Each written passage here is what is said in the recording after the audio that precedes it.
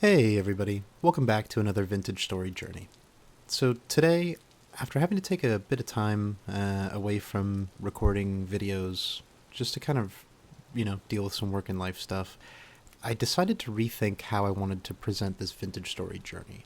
So I'm going to try a little bit more of a long form content, and just kind of try to fit more action into every video. That way it's not so much of like a day by day video where even if it's not that entertaining, there'll be a video. I wanted to try to make it a little bit more interesting for everybody, so let me know your thoughts. If you prefer, I can go back to the day by day videos. Definitely open to that too. For day 3, doing some clay making, trying to get kind of ahead on a couple things I want before we get to the Copper Age realistically. Things I'm thinking about are food storage and things of that nature.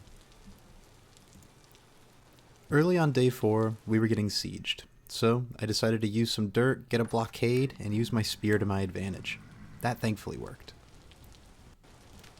After the siege, it was time to get some of these pit kiln items going, trying to ensure I'm able to store things like food, like I mentioned earlier, without it spoiling as quickly. The road to copper is paved with copper bits. I found some copper and marked it on my map while exploring in a basalt area. After finding copper, I realized I needed way more clay, not only for the rebuild of the cool ruins I'm using, but also for the smelting and metal making process. I started to make some crucibles so I can get a pickaxe to mine some of the ores I've marked. Kinda paranoid after seeing a bunch of Reddit posts about pit kiln fires, so I'm taking a couple extra precautions.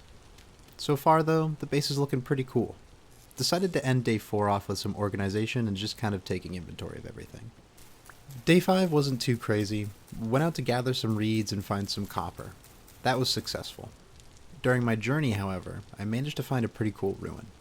It was way too dark for me to go in there at first as a humble farmer, so I decided to craft some torches and give it a whirl. Going in there, it was pretty wild, definitely one of the larger underground ones I found while looking in the surface caves. For loot, though, I didn't find anything too crazy, but a few helpful items like a torch holder and some storage vessels. Found a Gucci belt and an apron as well, so I decided to rip those.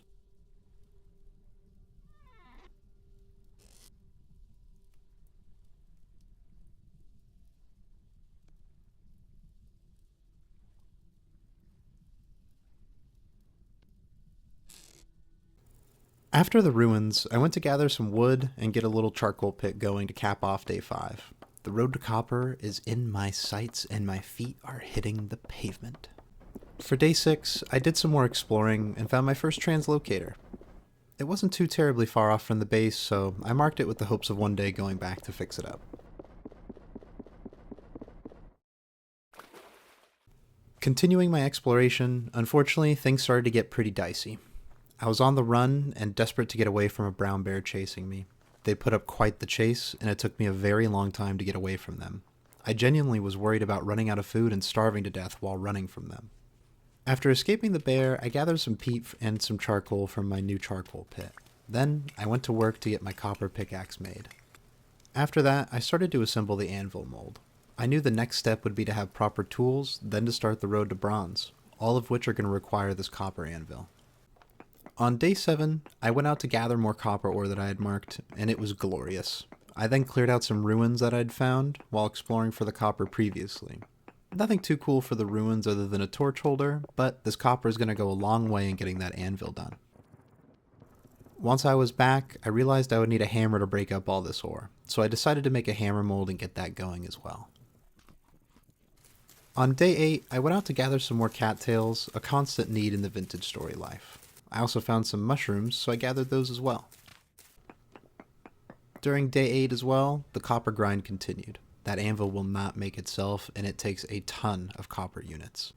Further ruins exploration didn't turn up too much. Was hopeful for something crazy like free copper tools, but was able to get a couple random odds and ends. To cap off day 8, I finished making my hammer, then started day 9 by clearing some brush around the base. Then, I found a hot spring which was being used by a bear, it seemed. The second great bear chase then commenced until I was able to find a lake deep enough where I was able to fend it off from underneath the water.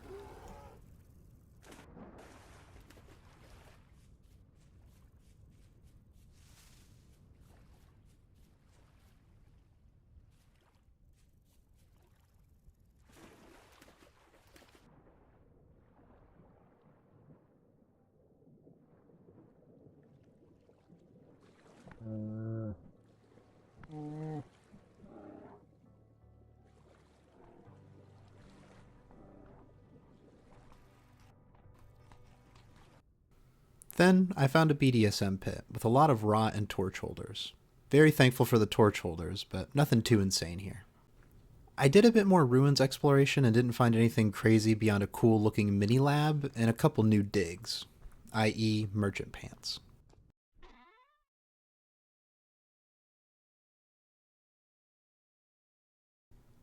I spent the night of day 9 at a merchant for safety after another bear chased me.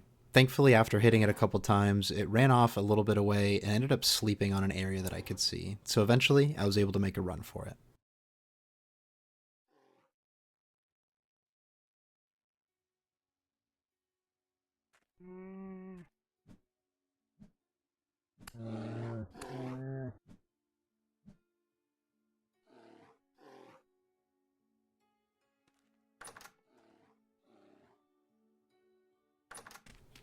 I spent the rest of the time doing some basic improvements and making my smithing area. It was nice to get a proper floor down and to make it look a bit more like a livable place instead of the ruins that it once was.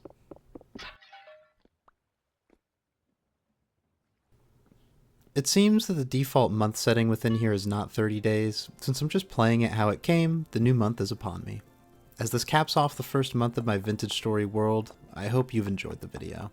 Please be sure to leave a like, and if there's any sort of, insights or suggestions on how to rebuild the ruins I now call home, leave a comment too. Thanks for watching. Greatly appreciate your time. Bye-bye.